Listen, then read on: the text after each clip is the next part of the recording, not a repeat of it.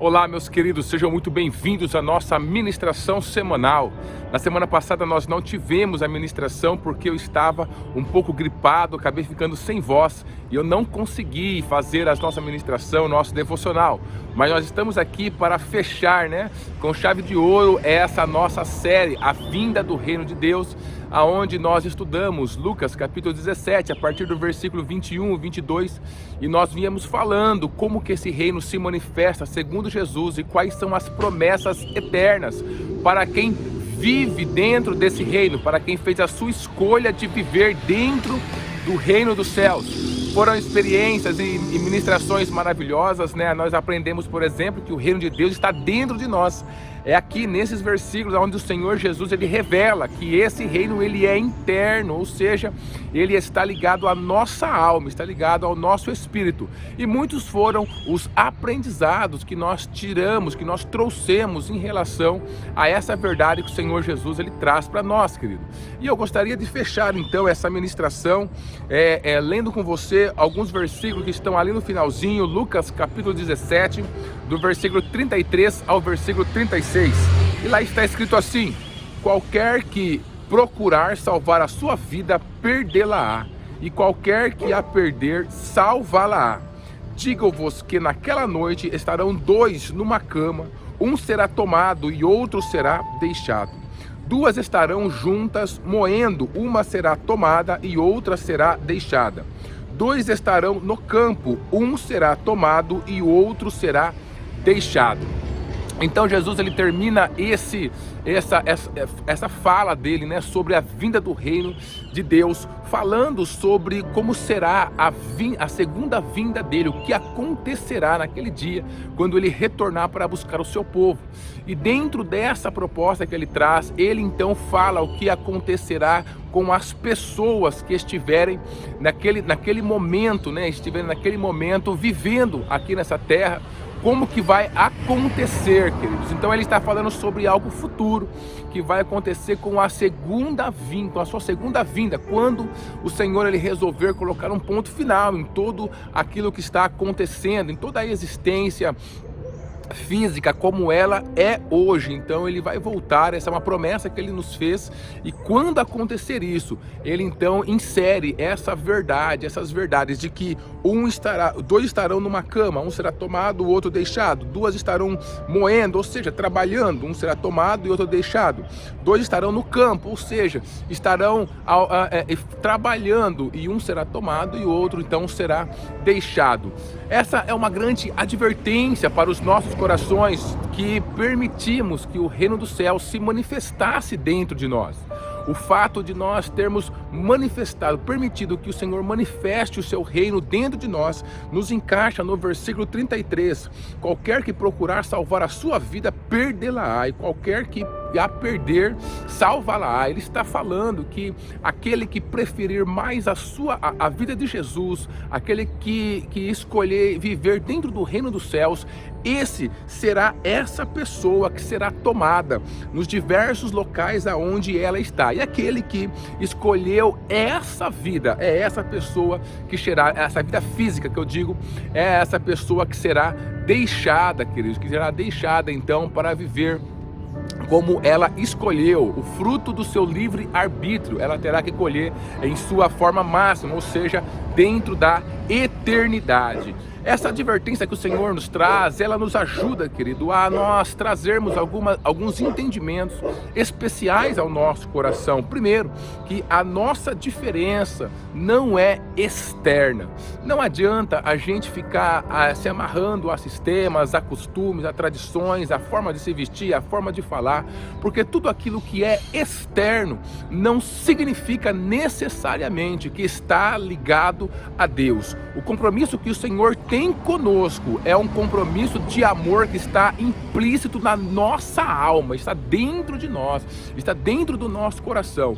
É uma disposição de viver cada função, cada ação, cada momento, cada área da nossa vida para Ele, não para um sistema, não para se adequar a uma forma de falar, não para se adequar a alguma tradição ou costume, mas um coração que ele assume a responsabilidade de trazer Cristo, de manifestar esse reino no local aonde ele está, começando por dentro dele, começando por fazer efeito dentro de mim.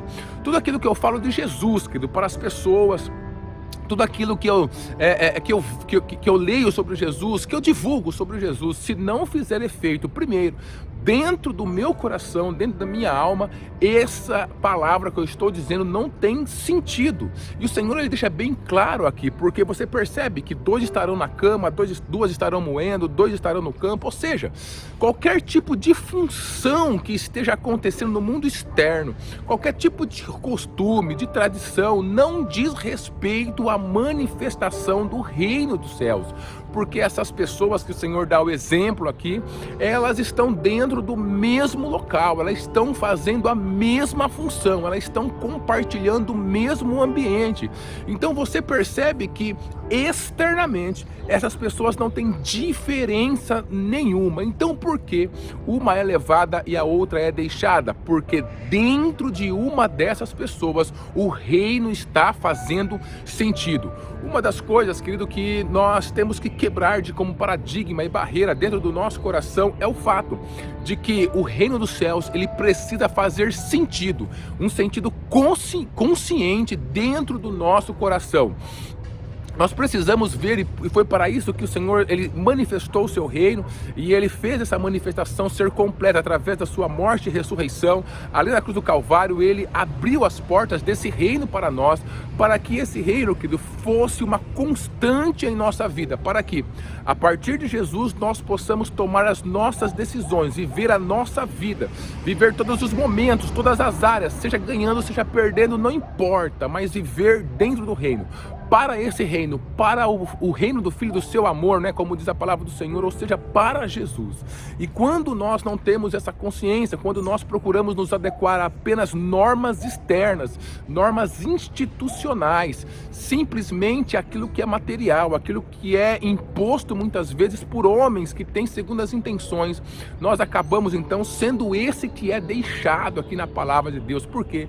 Porque nós estamos dentro do mundo, querido, e a nossa diferença não está no bem material que a gente tem, não está nos valores que nós temos na nossa poupança, ali na nossa conta, não está na roupa que a gente veste, não está em nada que seja especificamente voltada a esse mundo. A nossa diferença é uma diferença interna, é uma decisão interna de andar com Jesus, de trazê-lo a cada dia para aquilo que eu estou fazendo, vivendo para aquilo que eu estou sendo, e representar esse reino verdadeiramente em cada local onde eu estiver, querido. Então essa é uma das coisas que essa palavra nos traz. Olha, se você está buscando diferença entre aquela pessoa que serve a Deus e aquela pessoa que não serve, entre o que é viver o reino dos céus e o que não é viver o reino dos céus no mundo externo, você está perdendo o seu tempo, porque o reino, ele se manifesta de maneira interna, ele faz sentido primeiro para eu, por isso que o reino vem em amor. O amor, ele faz com que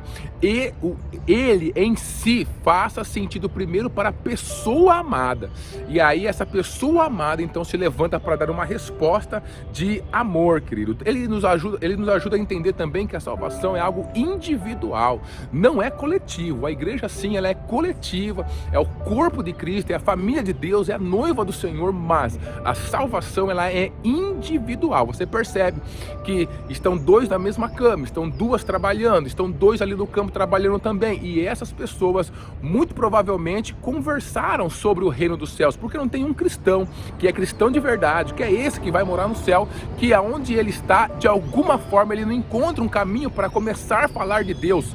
E ele começa a falar de Deus não com as palavras, mas com a sua própria vida, e acaba então tendo a necessidade de usar palavras. E aí essas pessoas provavelmente falaram sobre Deus, porque todo ser humano fala sobre o mundo espiritual. É impossível alguém passar por essa terra e nunca pensar sobre isso, mas você percebe que um foi deixado e o outro foi levado. Por quê? Porque mesmo falando sobre Deus, em todo aquele momento, você percebe que um realmente deu o passo, deu a decisão de estar com ele. Por quê? Porque a salvação, que ela é individual. Não tem como nós esperarmos que essa salvação seja de maneira coletiva. O Senhor, Ele espera que nós entendamos isso, que essa salvação, ela é individual, ela é baseada nas nossas escolhas, é uma decisão. Não tem a ver com uma compreensão racional completa, nunca teremos, porque como o finito, que somos nós, pode abarcar a salvação ou qualquer coisa que venha de Deus, que é infinito.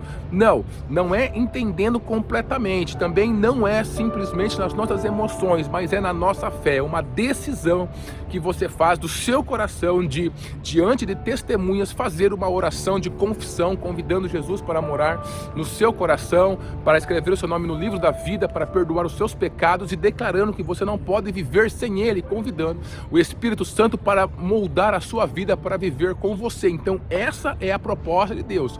Ela é a primeira coisa.